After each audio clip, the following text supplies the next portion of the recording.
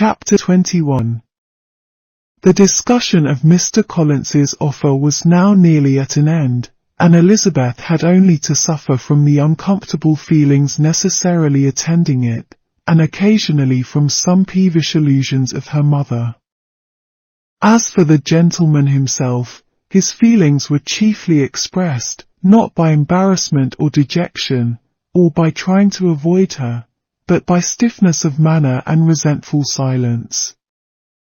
He scarcely ever spoke to her, and the assiduous attentions which he had been so sensible of himself were transferred for the rest of the day to Miss Lucas, whose civility in listening to him was a seasonable relief to them all, and especially to her friend. The morrow produced no abatement of Mrs. Bennet's ill humour or ill health. Mr. Collins was also in the same state of angry pride. Elizabeth had hoped that his resentment might shorten his visit, but his plan did not appear in the least affected by it. He was always to have gone on Saturday, and to Saturday he meant to stay. After breakfast, the girls walked to Meryton to inquire if Mr. Wickham were returned, and to lament over his absence from the Netherfield ball. He joined them on their entering the town, and attended them to their aunt's, where his regret and vexation, and the concern of everybody, was well talked over. To Elizabeth, however, he voluntarily acknowledged that the necessity of his absence had been self-imposed.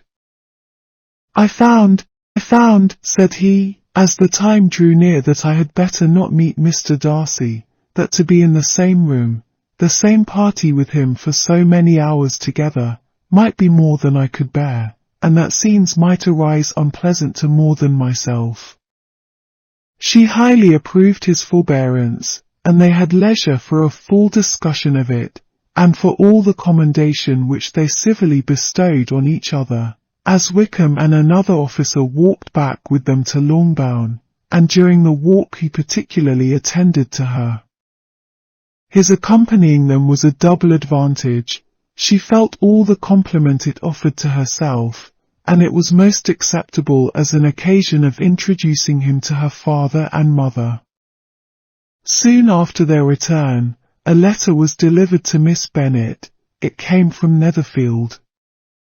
The envelope contained a sheet of elegant, little, hot-pressed paper, well covered with a lady's fair, flowing hand, and Elizabeth saw her sister's countenance change as she read it, and saw her dwelling intently on some particular passages. Jane recollected herself soon, and putting the letter away, tried to join with her usual cheerfulness in the general conversation, but Elizabeth felt an anxiety on the subject which drew off her attention even from Wickham, and no sooner had he and his companion taken leave, than a glance from Jane invited her to follow her upstairs. When they had gained their own room, Jane, taking out the letter, said, "This is from Caroline Bingley. What it contains has surprised me a good deal. The whole party have left Netherfield by this time, and are on their way to town, and without any intention of coming back again. You shall hear what she says." She then read the first sentence aloud, which comprised the information of their having just resolved to follow their brother to town directly, and of their meaning to dine in Grosvenor Street, where Mr. Hurst had a house. The next was in these words: "I do not pretend to regret anything I shall leave in Hertfordshire, except your society, my dearest friend, but we will hope, at some future period, to enjoy many returns of that delightful intercourse we have known, and in the meanwhile may lessen the pain of separation by a very frequent and most unreserved correspondence. I depend on you for that." To these high-flown expressions Elizabeth listened with all the insensibility of distrust, and though the suddenness of their removal surprised her, she saw nothing in it really to lament. It was not to be supposed that their absence from Netherfield would prevent Mr. Bingley's being there, and as to the loss of their society, she was persuaded that Jane must cease to regard it, in the enjoyment of his. "It is unlucky," said she, after a short pause, "that you should not be able to see your friends before they leave the country. But may we not hope that the period of future happiness to which Miss Bingley looks forward may arrive earlier than she is aware, and that the delightful intercourse you have known as friends will be renewed with yet greater satisfaction as sisters. Mr. Bingley will not be detained in London by them. Caroline decidedly says that none of the party will return into Hertfordshire this winter. I will read it to you. When my brother left us yesterday, he imagined that the business which took him to London might be concluded in 3 or 4 days, but as we are certain it cannot be so, and at the same time convinced that when Charles gets to town he will be in no hurry to leave it again, we have determined on following him thither, that he may not be obliged to spend his vacant hours in a comfortless hotel. Many of my acquaintances are already there for the winter. I wish that I could hear that you, my dearest friend, had any intention of making one of the crowd, but of that I despair. I sincerely hope your Christmas in Hertfordshire may abound in the gaieties which that season generally brings, and that your beaux will be so numerous as to prevent your feeling the loss of the 3 of whom we shall deprive you. It is evident by this," added Jane, "that he comes back no more this winter. It is only evident that Miss Bingley does not mean that he should." "Why will you think so?" "It must be his own doing. He is his own master. But you do not know all. I will read you the passage which particularly hurts me. I will have no reserves from you. Mr. Darcy is impatient to see his sister, and, to confess the truth, we are scarcely less eager to meet her again. I really do not think Georgiana Darcy has her equal for beauty, elegance, and accomplishments, and the affection she inspires in Louisa and myself is heightened into something still more interesting, from the hope we dare entertain of her being hereafter our sister. I do not know whether I ever before mentioned to you my feelings on this subject, but I will not leave the country without confiding them, and I trust you will not esteem them unreasonable. My brother admires her greatly already. He will have frequent opportunity now of seeing her on the most intimate footing. Her relations all wish the connection as much as his own, and a sister's partiality is not misleading me, I think, when I call Charles most capable of engaging any woman's heart. With all these circumstances to favour an attachment, and nothing to prevent it, am I wrong, my dearest Jane, in indulging the hope of an event which will secure the happiness of so many?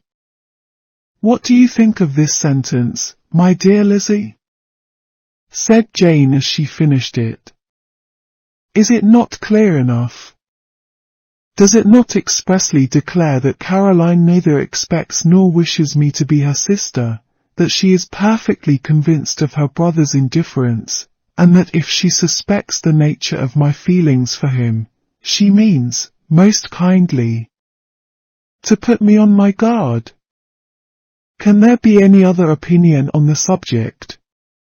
"Yes, there can, for mine is totally different." "Will you hear it?" "Most willingly." You shall have it in a few words. Miss Bingley sees that her brother is in love with you, and wants him to marry Miss Darcy. She follows him to town in hope of keeping him there, and tries to persuade you that he does not care about you. Jane shook her head. "Indeed, Jane, you ought to believe me. No one who has ever seen you together can doubt his affection. Miss Bingley, I am sure, cannot. She is not such a simpleton. Could she have seen half as much love in Mr. Darcy for herself, she would have ordered her wedding clothes. But the case is this, we are not rich enough or grand enough for them, and she is the more anxious to get Miss Darcy for her brother, from the notion that when there has been one intermarriage, she may have less trouble in achieving a second, in which there is certainly some ingenuity, and I dare say it would succeed, if Mr. Birth were out of the way. But, my dearest Jane, you cannot seriously imagine that because Miss Bingley tells you her brother greatly admires Miss Darcy, he is in the smallest degree less sensible of your merit than when he took leave of you on Tuesday, or that it will be in her power to persuade him that, instead of being in love with you, he is very much in love with her friend. If we thought alike of Miss Bingley, replied Jane, your representation of all this might make me quite easy. But I know the foundation is unjust. Caroline is incapable of wilfully deceiving anyone, and all that I can hope in this case is that she is deceiving herself. That is right. You could not have started a more happy idea, since you will not take comfort in mine. Believe her to be deceived, by all means. You have now done your duty by her, and must fret no longer. But, my dear sister, can I be happy, even supposing the best, in accepting a man whose sisters and friends are all wishing him to marry elsewhere? You must decide for yourself, said Elizabeth, and if, upon mature deliberation, you find that the misery of disobliging his two sisters is more than equivalent to the happiness of being his wife, I advise you by all means to refuse him. How can you talk so? Said Jane, faintly smiling. You must know that though I should be exceedingly grieved at their disapprobation, I could not hesitate. I did not think you would, and that being the case, I cannot consider your situation with much compassion. But if he returns no more this winter, my choice will never be required.